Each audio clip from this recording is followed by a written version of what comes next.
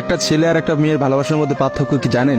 একটা মেয়ে একটা ছেলেকে পাগলের মতো ততক্ষণ পর্যন্ত ভালোবাসে যতক্ষণ পর্যন্ত না সেই মেয়েটা ওই ছেলেটার থেকে ভালো কাউকে পায়। আর একটা ছেলে যখন একটা মেয়েকে ভালোবাসে, তাকে যদি পৃথিবীর সব থেকে সুন্দর মেয়েটাকেও এনে দেওয়া হয়, তবু ওই ছেলেটা তার সেই ভালোবাসার মানুষটাকেই চয়েস করবে। এটাই হচ্ছে একটা ছেলে আর একটা মেয়ের ভালোবাসার মধ্যে পার্থক্য।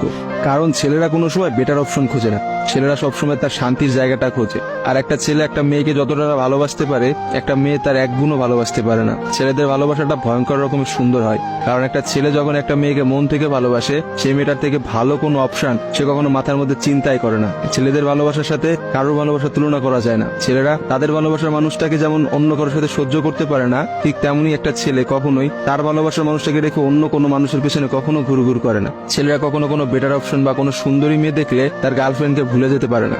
একটা ছেলের ভালোবাসা আপনি কখনোই একটা মেয়ের ভালোবাসার সাথে তুলনা করতে পারবেন না, কারণ মেয়েদের ভালোবাসাটা তো তুচ্ছ। তারা একটু ভালো অপশন পাইলে, তারা একটু ভালো কাউকে পাইলে, বাইরে যেখানে দেখবে যে টাকা পয়সা আছে এমন কোনো জায়গা পেলে মেয়েরা সেখানেই ছুটে। তারা তাদের ভালোবাসার সম্পর্কটাকে ভুলে যেতে কোনো সময়ই নেয় না। একটা মেয়ে যত সহজে একটা ভালোবাসার সম্পর্ক ভুলে যায়, একটা ছেলে কিন্তু অত সহজে তার ভালোবাসার সম্পর্কটাকে ভুলতে পারে না। আপনি একটা জিনিস খেয়াল করে দেখেন তো, রাস্তার মোড়ে মোড়ে কতগুলা পাগল ঘুরে বেড়ায়। সে পাগলগুলোর মধ্যে ছেলেরা বেশি না মেয়েরা বেশি? আসলে নারীর ছলনার কাছে হেরে গিয়ে কিন্তু ছেলেরা পাগল হয়ে যায়। আর তারাই কিন্তু সমাজে নানা রকম জায়গায় ঘুরে বেড়ায়।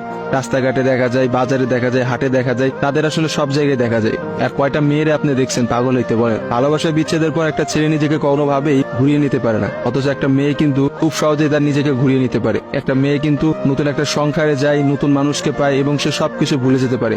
আসলে ভাই, নারীদের ছলনা বোঝার ক্ষমতা না ছেলেদের এখনো হয় নাই। একটা কথা আছে, ইতিহাস কিন্তু সাক্ষী যে নারীরা কিন্তু চরম ছলনাময়ী। আপনি কখনোই একটা নারীর ছলনা ধরতে পারবেন না। একটা ছেলে কখনোই একটা নারীর ছলনা বুঝতে পারে না। একটা নারী আসলে কি করতেছে বা তার মধ্যে কি চলতেছে, এটা কখনোই তার মুখ দেখে বা তার সাথে মিশে আপনি বুঝতে পারবেন না।